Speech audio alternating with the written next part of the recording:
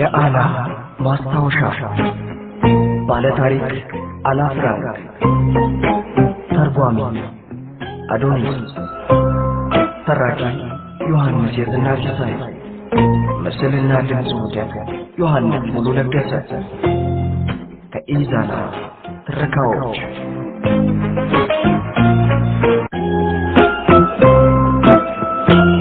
ክፍል 9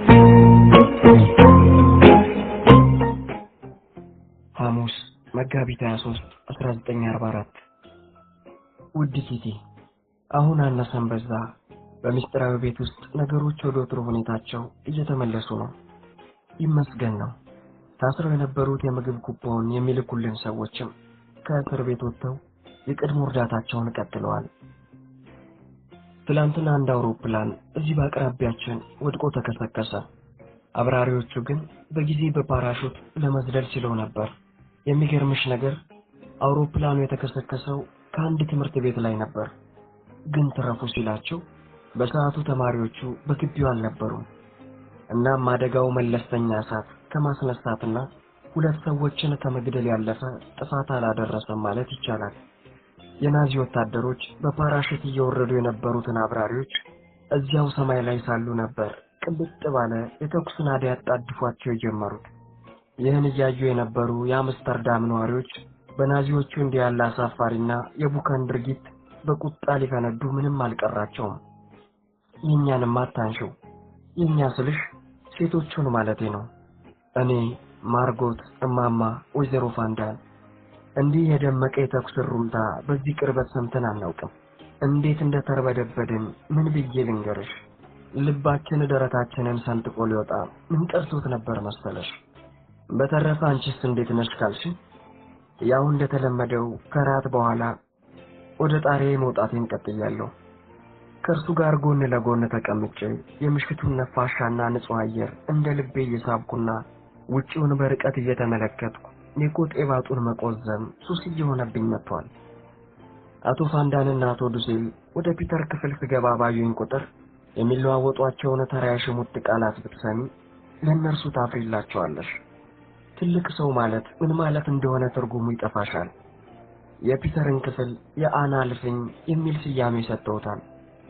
አረ እንዴት ነው ይሄ ነገር ይባባላሉ። የዛሬ ጎረምሶች ልጃገረዶቻቸውን የሚያስተናግዱት በየሻጉ በየጨለማው ሆነ እንዴ? ምነው ብርሃኑን ፈሩትሳ?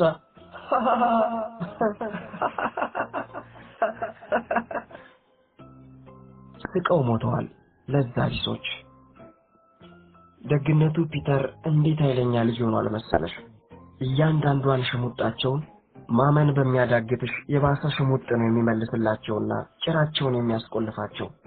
ለነገሩ እነሱን አልኩሽ እንጂ እማማም ያው ናት ስልሽ እንደነሱ ፍጥጥ ያለ ሽሙጥ ውስጥ ባትገባም እኔና ፒተር ብቻችንን ስንሆን ምን እንደምናወራ ብነግራት ደስታውን እንደማትችለው ከአጠቃላይ ሁኔታው ያስታውቅባታል።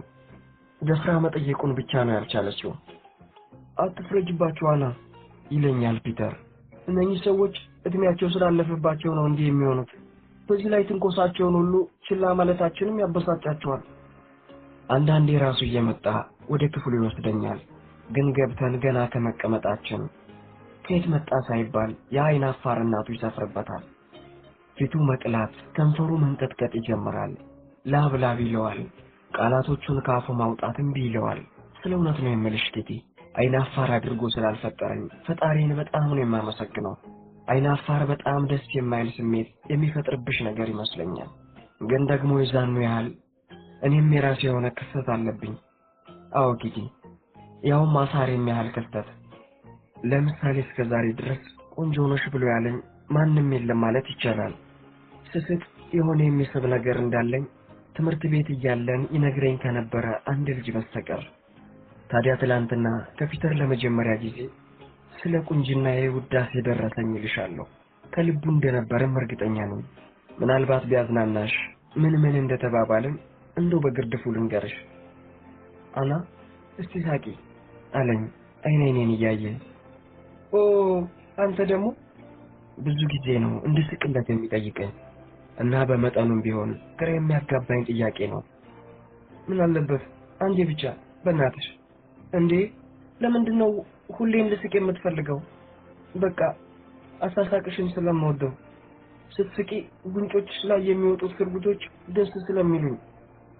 ግን እንዴት እያደረግሽ ነው የምታወጫቸው? በፈጠረሽ ደግሞ ነው ሆንኩ እንዴ የማወጣቸው? ሆነ ብዬ ማውጣቸው ነው እንዴ የሚመስልህ? ታዲያ እንዴት ነው የሚወጡት? አብረውኝ የተፈጠሩ ናቸው። ዲምፕል አታውቅም? እንዴት ነው የሚወጡት ይለኛል። ይኸውልሽ አሁንም ወጡ። እውነቴን ነው የምልሽ፣ በጣም ያምራሉ። ከፈለክ ደግሞ የጉንጮቼ ብቻ እንዳይመስልህ፣ እዚህ አገጬ መካከልም አንድ ዲምፕል አለኝ የምላቸው ውበቶቼ እነዚህ ብቻ ናቸው። እንደሱም አትበይ፣ ተሳስተሻል። ምንም አልተሳሳትኩም። ቆንጆ እንዳልሆንኩኝ እንኳን በደንብ አውቃለሁ። ከዚህ በፊትም ቆንጆ አልነበርኩም፣ አሁንም አይደለሁም፣ ወደፊትም ልሆን አልችልም። ጭራሽ አልስማማም። በበኩሌ ውብ ነሽ ባይ ነኝ። አይደለሁም አልኩ አይደለሁም። እኔ ደግሞ ነሽ አልኳ። ነሽ ካልኩ ነሽ፣ መቀበል ብቻ ነው ያለብሽ። ከዛ እኔም በተራዬ ውዳሴውን በውዳሴ መለስኩለት። ስለ ቁንጅናው ብቻ ሳይሆን ስለ ሌሎች የምወድለት ነገሮችም ምንም ሳልደብቅ ተናዘዝኩለት። ድንገተኛ በሆነባቸው የኔና የፒተር ጓደኝነት የሚስጥራዊ ቤተሰቦች ከያቅጣጫው በየግላቸው የሚተኩሱትን አስተያየት ሁሉ እንሰማለን። ለነገሩ አንዳቸውም ፍሬ ያለው ነገር ስለማይናገሩ እኛ ነገር የማንላቸው። አንድ ነገር ግን ይገርመኛል። የኔም ሆኖ የሱ ወላጆች የወጣትነት ጊዜያቸውን ጨርሶ ያስታውሱትም ማለት ነው። ለምንድን ነው የኔና የፒተር እንዲህ ብርቅ የሆነባቸው? እውነቴን እኮ ነው ጊዜ በጣም ነው ግራ የገባናቸው። እኛ ስንቀልድ እነሱ ከምር ይወስዱታል። እኛ የምራችንን ቁም ነገር ስናወራ እነርሱ ይስቁብናል። እንግዲህ አያምጣው እንጂ ምን ይባላል ኪቲ? አያምጣው ብቻ ነው። ያንቺዋና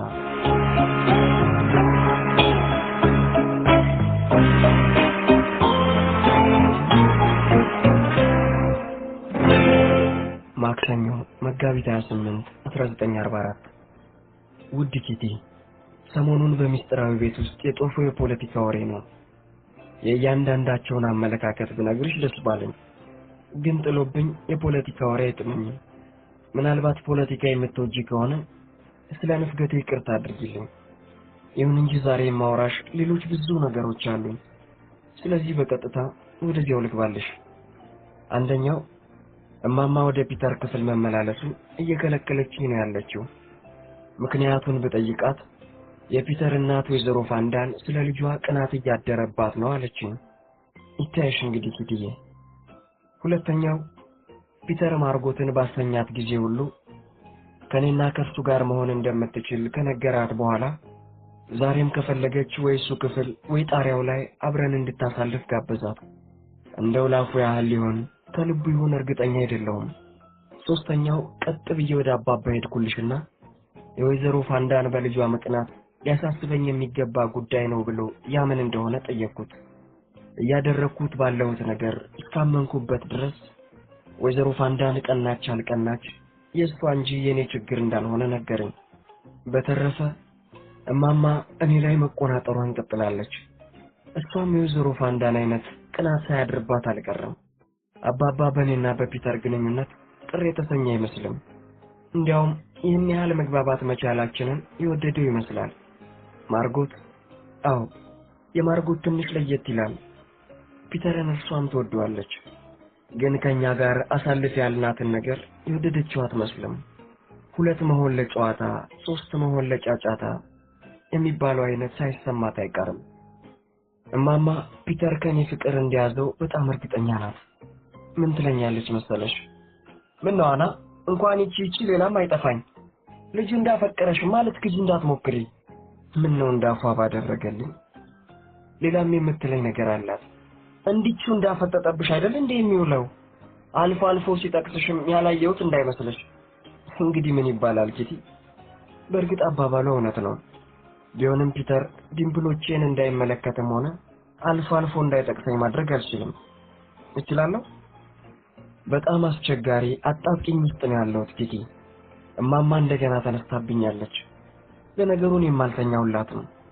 በመካከላችን እየተካሄደ ያለውን ድምፅ አልባ ጦርነት ላለማየት አባባ አይኖቹን ጨፍኗል። እማማም በሁኔታው እንዳዘነች ያውቃለሁ፣ ምክንያቱም ከልቧ ስለምትወደኝ። እኔ ግን እንኳን ላዝን ፍንክችም አላልኩ። ምክንያቱም የችግሩ መንስኤ ሊገባት ይገባል ብዬ ስለማሰብ። ሌላው እንግዲህ ያው ፒተር ነው። ግን ሲያምርሽ ይቅርሽ ኪትዬ፣ ፒተርን እንኳን አሳልፌ ላማልሽም ሆነ ልወቅስልሽ አልፈልግም። ፒተር የተፈተገ የተሸከሸከ ነፍስ ልጅ ነው። እውነቴን ነው የምልሽ። በጣም አድንቀው ጀምሬያለሁ። በእኔና በሱ መሃል ሊፈጠር የሚችለው አንዱ ነገር በቅርበት እየታየኝ መጥቷል። ብቻ ምን አለ እነኚህ ትላልቅ ሰዎች በማይመለከታቸው ጉዳይ ማነፍነፋቸውን ባቆሙልን። ደግነቱ እንደ ድል ሆኖ ስሜቴን የመደበቁን ጥበብ በሚገባ ተገኘበታለሁ።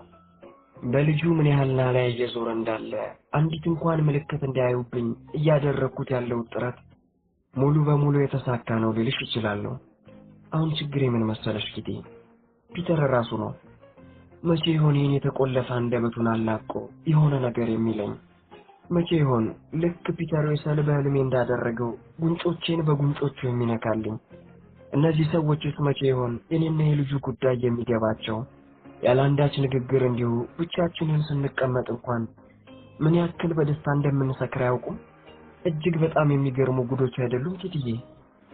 ሌላው ይቅርና እኔና ፒተር ይህን ያህል እንድንሳሳብ ያደረገን አንዳች ረቂቅ መለኮታዊ ምትሃት ስለመሆኑ እንኳን ምንም የሚያውቁት ነገር ያለ አይመስልም። እረ እንደው መቼ ይሆን እነኚህን ችግሮች ተወጥተን እንደ ፍጥርጥራችን የምንሆነው? ለነገሩ ችግሮችን እስከ መወጣት ያለው አስቸጋሪ ትግልም የራሱ የሆነ ጥሩ ነገር አለው። ምክንያቱም ማንኛውንም ድል ይበልጥ አስደናቂና ያማረ የሚያደርገው የተከፈለበት መስዋዕትነት ነው። አዎ ኪትዬ፣ አያሆ ቅርብ ነው ድል፣ አያሆ ፒተር ነው ድል። በተረፈ አሁን እያንዳንዱ የፒተር እንቅስቃሴ ለኔ ትርጉም እንዳላት ነው የማወራሽ። ወደ ኋላ ያቆላለፋቸውን እጆቹን ተንተርሶ አልጋው ላይ በጀርባው ጋለል ብሎና አይኖቹ ክድን ብለው ሳየው ሕፃን ልጅ ይመስለኛል። ሞሺ ከሚባል ድመቱ ጋር ሲጫወት ሳየው እውነተኛ የፍቅር ጎተራ ይሆንብኛል። ከረጢት ሙሉ ድንች ወይ ደግሞ ሌላ ከባድ ነገር ሲሸከም ሳየው ጥንካሬው ይገርመኛል። አንዳንዴ ዙሪያችን በተኩስና በፍንዳታ ሲናወጥ እርሱ እንደሌሎቻችን አለመርበትበቱን እንዲሁም ከታች እናቱ ፕሬለር ቢሮ በሌቦች በተደፈረ ቁጥር በዚያ በሚያስፈራ ሌሊት ወርጄ ካላየው ማለቱን ሳስበው የቆራጡነቱና የወኔውን ብዛት ለማመን ያዳግተኛል።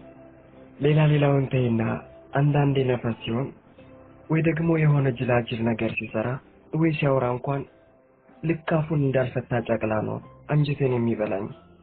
ኦ ኪቲ፣ ፒተር እየነገሰብኝ ነው ማለት ይቻላል።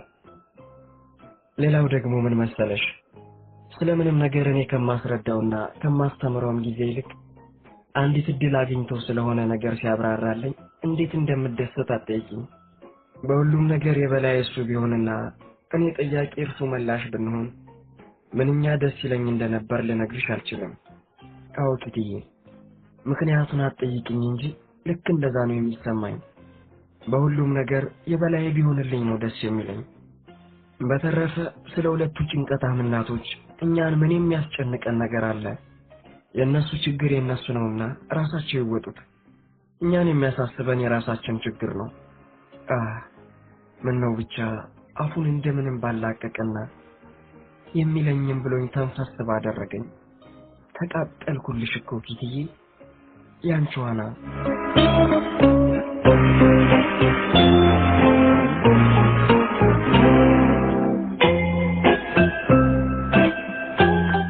ረቡዕ መጋቢት 29 1944።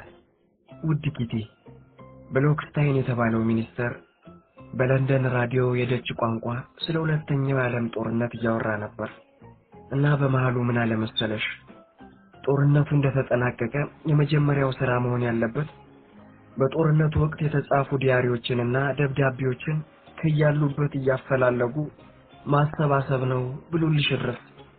ምን እንደተሰማኝ ልነግርሽ የሚገባኝ አይመስለኝም። የኔን ተይውና ቀሪዎቹን የሚስጥራዊ ቤተሰቦች ባየሽልኝ ወዲያውኑ ነበር ወደ ዲያሪ የመሯሯጥ የጀመሩት። አይታይሽም ኪትዬ?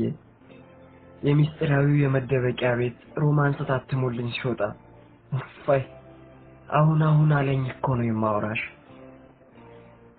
ከምር ግን ጦርነቱ አልፎ ከ10 ዓመት በኋላ እኛ አይሁዶች ይህንን የተረገመ ጊዜ እንዴት እንዳሳለፍነው፣ እንዴት እንደኖርን፣ ምን እንደበላን፣ ስለምን ነገሮች እናወራ እንደነበር ወዘተ ለዓለም ሕዝብ ብናወራ ምን እንደሚጠብቀን መገመት ትችያለሽ? እውነቴን ነው የምልሽ። በአንዲት ነፍሴ እወራረዳለሁ። አንድም ሰው አያምነንም። ከምናወራው ሩቡን እንኳን ሊያምነን የሚችል አንድም ሰው አናገኝም። የሌላውን ተይና ይህን ሁሉ ነገር ስነግርሽ የከረምሽው አንቺ እንኳን እዚህ ቦታ ካሳለፍነው ሕይወት በጣም ጥቂቱን ክፍል ብቻ ነው የምታውቂው። አምስተርዳም ላይ በየጊዜው በሚደረገው እያንዳንዱ የአውሮፕላን ድብደባ እንዴት የምንገባበት ጉድጓድ እንደሚጠፋን። ለምሳሌ ባለፈው እሁድ 350 የሚሆኑ የእንግሊዝ ጦር አውሮፕላኖች ከ5000 ኩንታል በላይ ቦምቦች አድማይለን ላይ ሲያዘንቡ እንዴት እያንዳንዱ ሕንጻ ነፋስ ላይ እንደተወጠረ ሸራ ይርገበገብ እንደነበር ደግሞስ ማን ያውቃል? ይህን ጊዜ አካባቢው በወረርሽኝ መዓት ተውጦ ይሆናል። ስለነዚህ ሁሉ ነገሮች ምንም አታውቂም ቲቲ። አልነገርኩሽማ። ምክንያቱም ስለ ሁሉም ነገር በዝርዝር ልንገርሽ ካልኩኝ ቀንና ሌሊት መቸክቸክ ሊኖርብኝ ነው። በጦርነቱ ምክንያት በሁሉም ነገር ላይ እየተፈጠረ ያለው ጥረት እየተባባሰ ከመምጣቱ የተነሳ ለምግብ ነክ ሸቀጣ ሸቀጦችም ሆነ ለሌሎች ነገሮች ህዝቡ ተሰልፎ ነው የሚውለው። ዶክተሮች እንደቀድሞ በየቤቱ እየዞሩ ለበሽተኞቻቸው የሕክምና አገልግሎት መስጠት አልቻሉም። ምክንያቱም መኪናቸውን አቁመው ገና ዞር ከማለታቸው መኪናቸው ይሰረቃል። ቤት ሰብሮ ዘረፋና ልዩ የሌብነት አይነት ለማመን በሚያዳግት ደረጃ ተስፋፍቷል።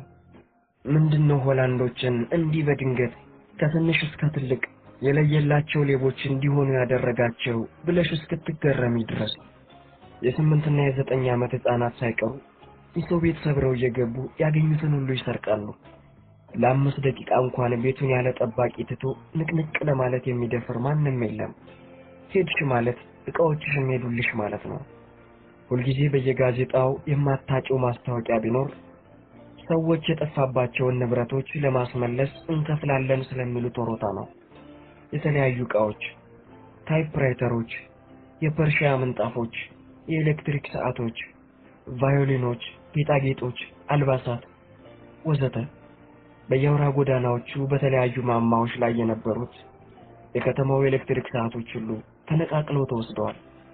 የህዝብ ቴሌፎኖች በውስጣቸው ለሚገኙ ጥቂት ሳንቲሞች ሲባል ተነቃቅለው ተሰባብረው ተጥለዋል። ለነገሩ በህዝቡ መፍረድ አትችይም። የችግሩ ግዝፈት ሞራልን ጠብቆ ለመቆየት የሚያስችል አይደለም። ለሳምንት ተብሎ የሚሰጥ ሽራሽን ከ2 ቀን በላይ አወላዳሽም። የህብረ ብሔሩን ጦር ወረራ የሚጀምርበት ጊዜ ገና ሩቅ ይመስላል። እናም የሀገሪቱ ወንዶች በናዚዎች አስገዳጅነት ለጉልበት ሥራ ወደ ጀርመን እየተጫኑ ነው። በከተማው ከቀሩት አብዛኞቹ ሕፃናትና ሴቶች ናቸው። በተረፈ ወንዶች ከሆኑ ወይ በሽተኞች ወይ ደግሞ በምግብ እጥረት የመነመኑ ናቸው። ሁላቸውም በተዘነጣጠሉ ልብሶችና ባለቁ ጫማዎች ነው ወዲያ ወዲህ የሚሉት። አዲስ ጫማ መግዛት ይቅርና አሮጌውን ማሳደስ እንኳን በጣም ከባድ ነው። በዚህ ላይ ማንም ጫማ ሰፊ የሚታደስ ጫማ ብትወስጂለት አይቀበልሽም። ቢቀበልሽ እንኳን ቢያንስ 4 እና 5 ወር በሚያስጠብቅሽ ቀጠሮ ነው። ይህን ያህል ጊዜ ከጫማ ሰፊ ቤት የቆየ አሮጌ ጫማ ደግሞ ከመገኘቱ ይልቅ የመጥፋቱ ዕድል ያመዝናል። ብቻ ስንቱን ልንገርሽ ጊዜ ተዘርዝሮ የሚያልቅ ነገር አይደለም። ደግነቱ ከጠቅላላው የሆላንድ ሕዝብ ውስጥ በጣም ጥቂቱ ክፍል ብቻ ነው ለወቀሳ በሚያበቃ ጥፋት ውስጥ የሚገኘው። ይኸውም ቢሆን እንደ ሜፔና ቶክሬለር ባሉ እጅግ ታላላቅ ሆላንዳውያን እያደረጉት ባሉት የማይታመን መስዋዕትነት የሚካካስ ነው። ያንቺዋና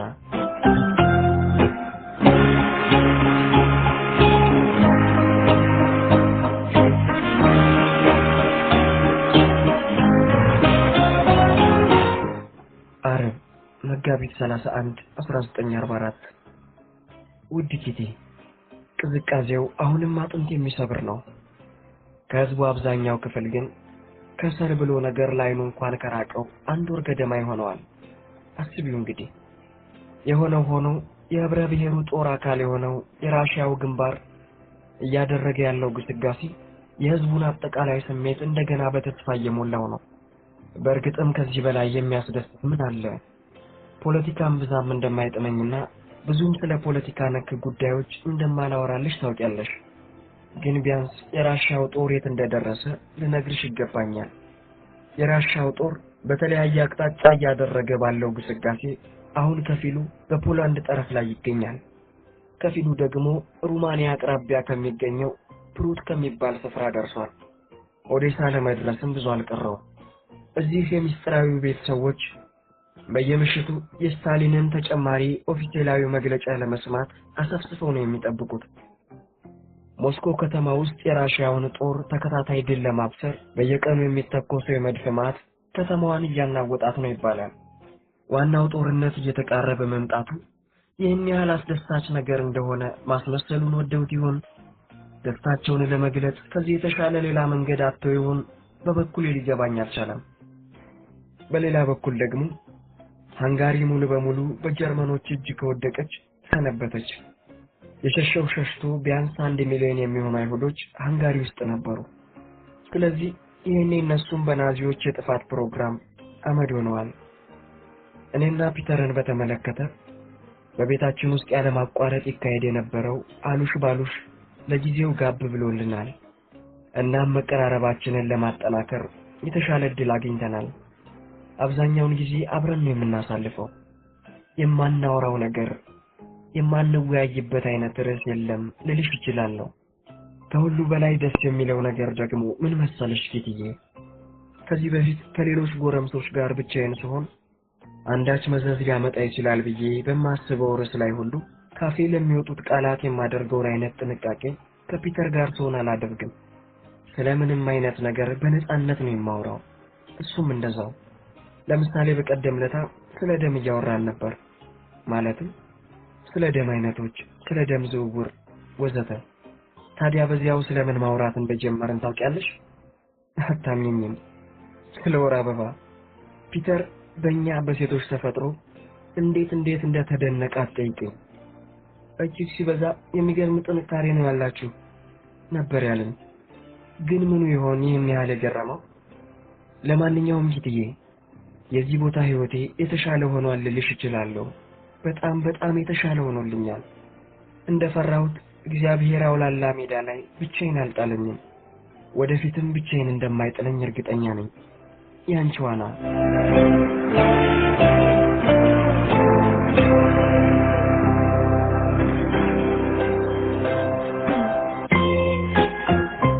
ቅዳሜ ሚያዝያ 1 1944 ውድ ጌቴ፣ አሁንም ምንም ለውጥ የለም። በጣም እየተቸገርኩ ነው።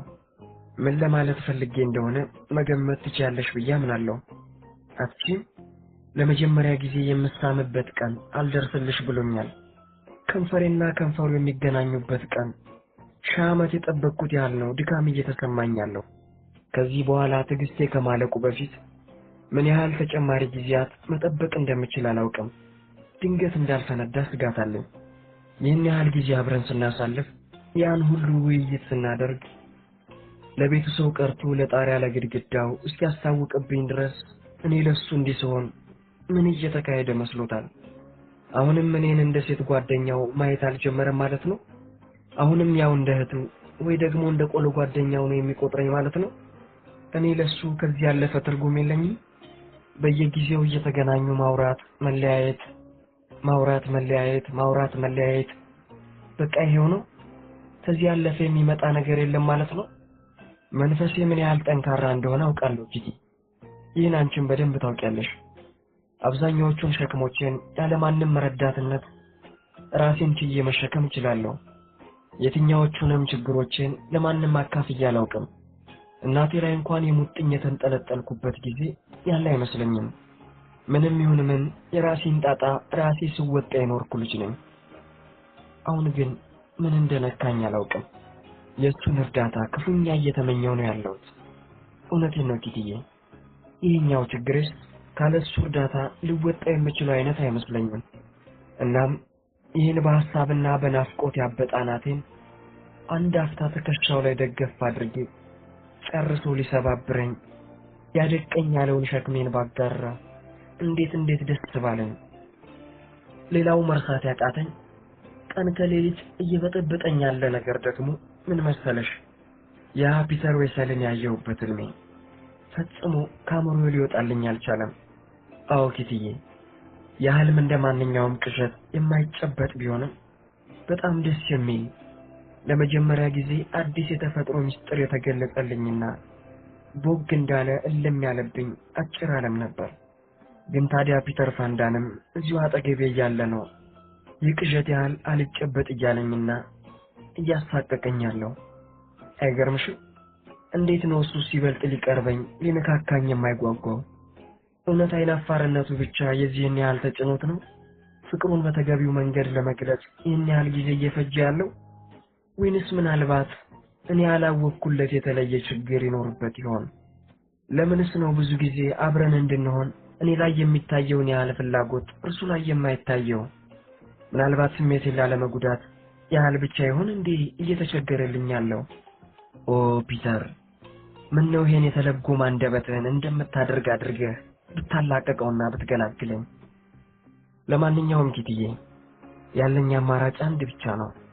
በባዶ ሜዳ ብቻዬን ማማረሬንና መነጫነጭን ትቼ በትዕግስት መጠባበቅ። ምሬትና ንጭንጭ ለማን እንደበጀ ለኔስ ይበጀኛል። ይልቅስ ጥርሴን ንክስ አድርጌ ያቺ የምመኛት ቀን እስክትመጣ ሁሉንም ነገር እስካሁን በነበረበት ሁኔታ መቀጠሉ ነው የሚያዋጣኝ። ደግሞ የሚውል ያድር ይሆናል እንጂ እሱም እንደኔ የሚሆንበት ቀን መምጣቱ እንደማይቀር እርግጠኛ ነኝ። ትቼ የማልተወው ነገር ነውና እስከ መጨረሻው ጠብቀዋለሁ። ያንቺ ዋና።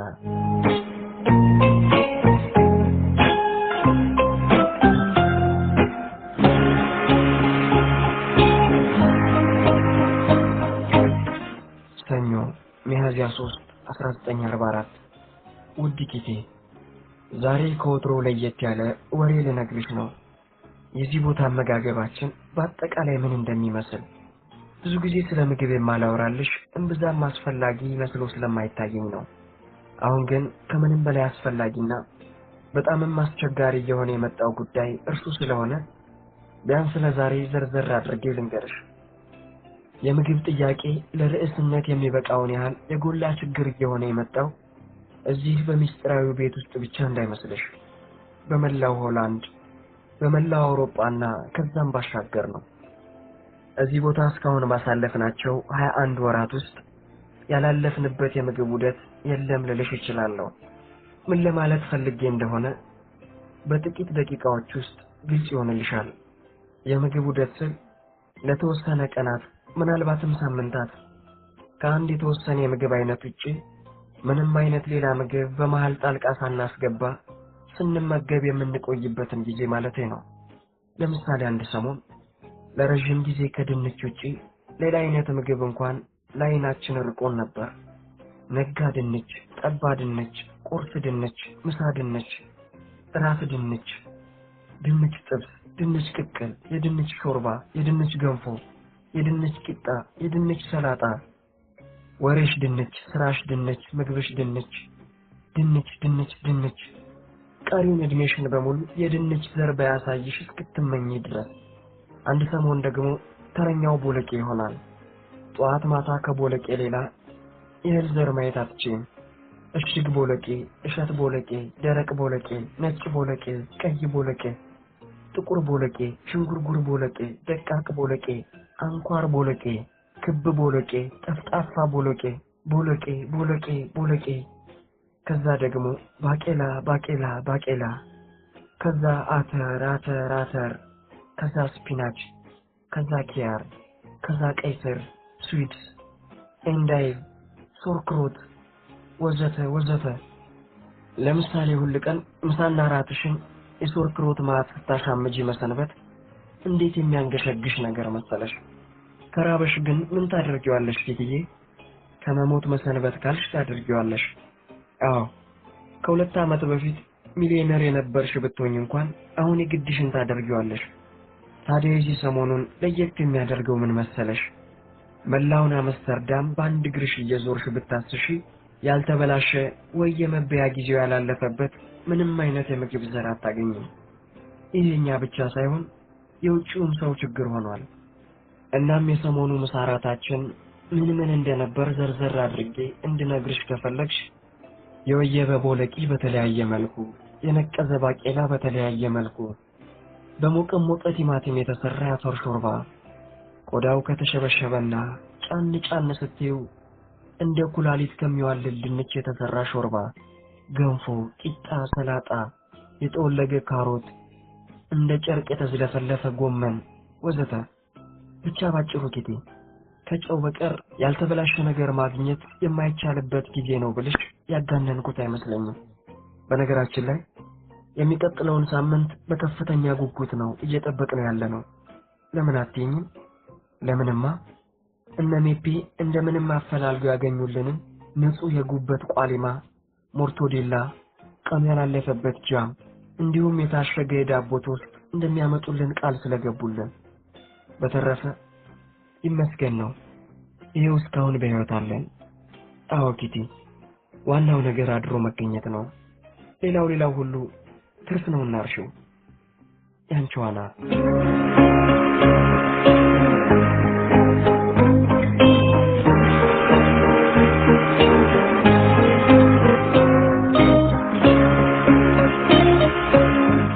ማክሰኞ ሚያዝያ 4 1944 ውድ ኪቲ፣ እዚህ ቦታ ከመጣሁበት ጊዜ አንስቶ ትምህርቴን ላለመርሳትም ሆነ በአጠቃላይ ዕውቀቴን በተለያየ አቅጣጫ ለማሳደግ ስል ብዙ እንደማጠና፣ ብዙ እንደምጽፍና ብዙም እንደማነብ ታውቂያለሽ። አሁን ግን አንድ እንግዳ ሐሳብ በእጅጉ እየረበሸኝ ነው። ይሄ ሁሉ ድካሜ ለምን ነው የሚል የተስፋ መቁረጥ አይነት ስሜት ሲመላለስብኝ ይሄው ቀናት አለፉ። ምክንያቱም ከዚህ ቦታ ወጥተን የቀድሞ ሕይወታችንን በነጻነት ለመቀጠል ያስችለናል ብለን ተስፋችንን የጣልንበትና ከዛሬ ነገ እያለን በጉጉት የምንጠብቀው የህብረ ብሔር ጦር በጀርመኖች ላይ ወረራውን የሚከፍትበት ጊዜ ጭራሹን እንደ ፍርድ ቀን እየራቀ ቀድሞ ነገር እውን ለመሆን የመቻሉ ነገር ይበልጥ አጠራጣሪ እየሆነ እንዲያውም ማጋነን ሸዋት በይኝና የጥንት ዘመን የልጆች ተረት እየመሰለ ጨለማው እንጂ የብርሃኑ ጭላንጭል እንኳን እንዳይታየኝ እያደረገኝ ነው። በዚህ አይነት ስሜት ውስጥ ሆነሽ ለነገ የምትይውን ነገር መስራት እንዴት አስቸጋሪ መሰለሽ። እውነቱን ንገሪኝ ካልሽኝ ኪትዬ፣ ይህ ወረራ በቶሎ ተጀምሮ ጦርነቱ እስከ መስከረም ካልተጠናቀቀ ከዚህ በኋላ ነፃ ብንወጣ እንኳን ትምህርቴን ለመቀጠል አልፈልግም። ይታየሽ እስቲ ከጓደኞቼ በ2 ዓመት ወደ ኋላ ቀርቼ እደርስባቸዋለሁ አልል ነገር ቆሞ እንደማይጠብቁኝ ታውቂያለሽ። አደራውን ይሄ ጦርነት ከመስከረም እንዳያልፍ። በተረፈ የዕለቱን ክስተቶችን ሁሉ እየሞላልኛለሁ።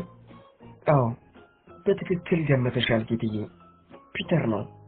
ሁሉም ነገር እጅ ብለውኝና ከሰው በታች ሆኜ እስካልኩበት እስካለፈው ቅዳሜ ድረስ የቀን ሐሳቤም ሆነ የሌሊት ሕልሜ ፒተር ብቻ ነበር።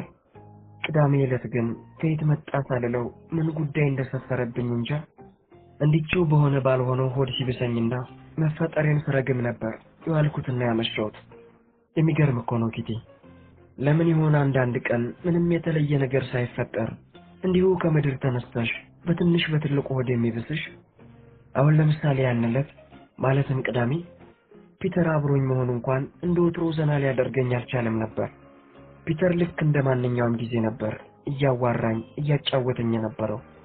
እኔ ግን በየደቂቃው የዓይኖቼን ግድብ ጥሶ ሊፈስ ሲፈታተነኝ የነበረውን እንባዬን ለማቀብ ስታገል እምብዛም አላዳምጠውም ነበር። ይልቅ ከዛ በኋላ ከአቶ ፋንዳን ጋር በሎሚ ፓንች በተነሳ ቀልድ ጥቂት ተሳሳቅን። ቀኑን ሙሉ ለመጀመሪያ ጊዜ የደስተኝነት ስሜት ታየብኝ። ወዲያው ግን ገና ብቻዬን ከመሆኔ እንደገና ድብት አለኝና እስኪወጣልኝ ማልቀስ እንዳለብኝ ታወቀኝ። እናም በሌሊት ልብሴ እንደተጀቦንኩ ከመኝታዬ ሸርተት ብዬ ወደ ወለል ወረድኩና መጀመሪያ ረዥሙን የመኝታ ሰዓት ጸሎቴን በተገቢው ጥሞና አደረስኩ። ከዛ ጉልበቶቼን አጥፌ እጆቼን በእግሮቼ ዙሪያ አቆላልፌና ፊቴን ጉልበቶቼ መሃል ወሽቄ ሌጣ ወለል ላይ እንደተቀመጥኩ እየዬን ማስነካት ጀመርኩ። አቀማመጤን ብታየው ልክ ማህፀን ውስጥ እንዳለ ሽል ጥቅልል ብዬ ነበር።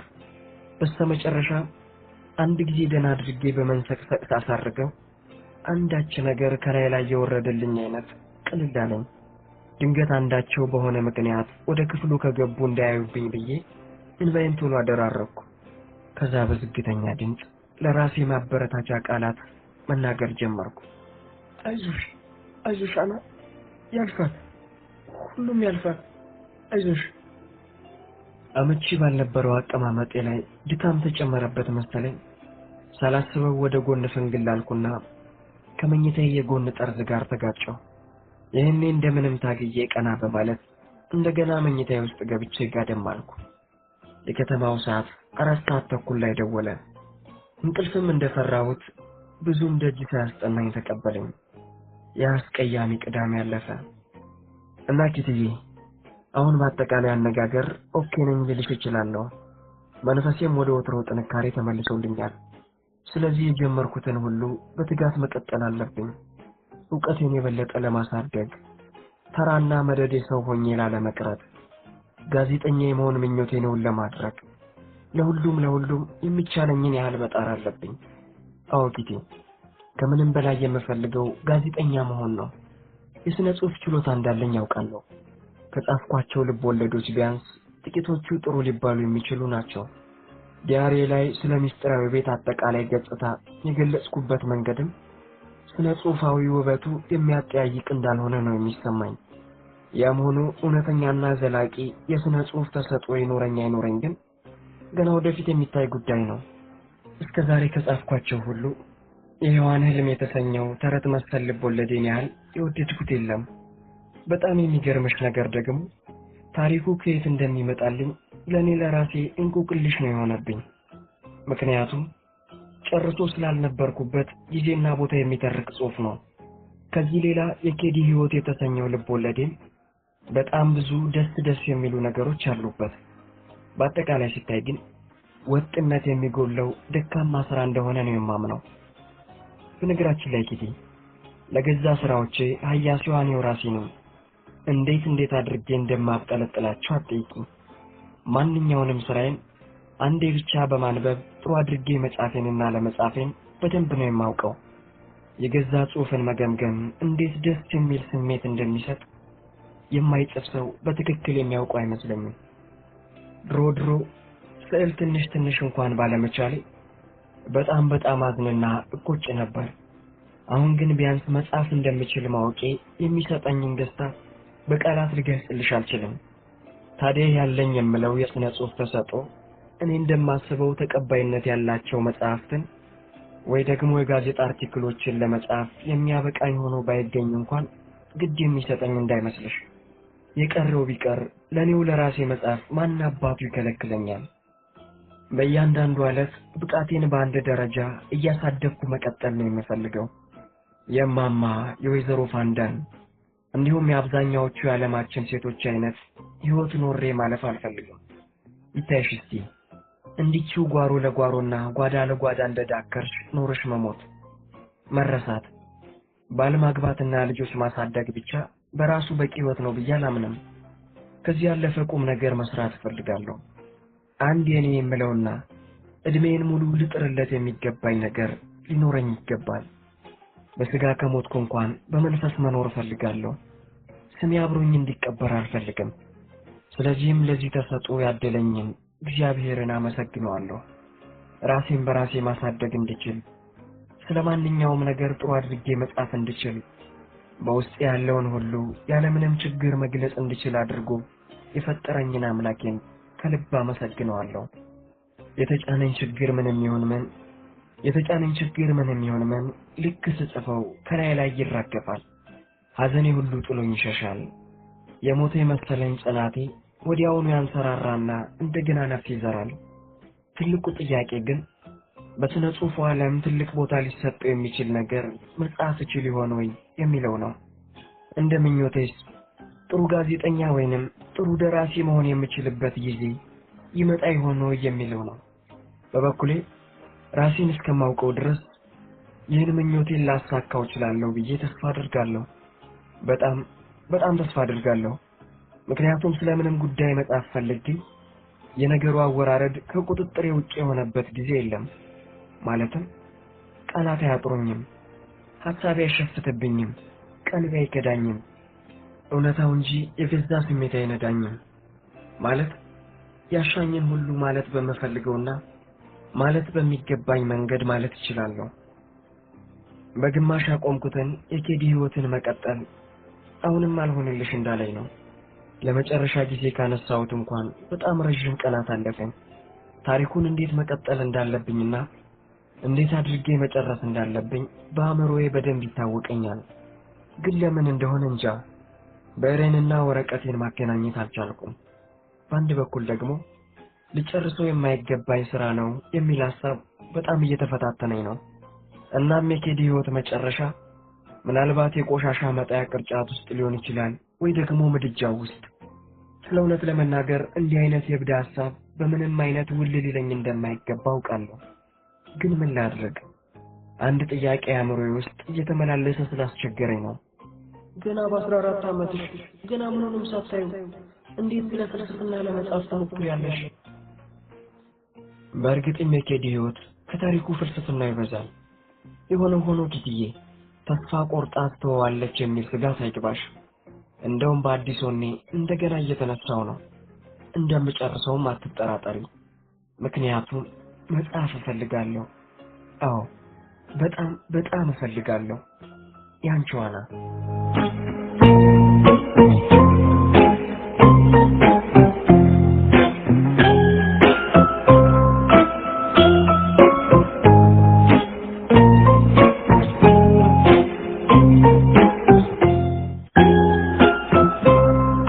የአና ማስታወሻ ባለታሪክ አና ፍራንክ፣ ተርጓሚ አዶኒስ፣ ተራኪ ዮሐንስ የዝና ሲሳይ፣ ምስልና ድምፅ ውህደት ዮሐንስ ሙሉ ለገሰ።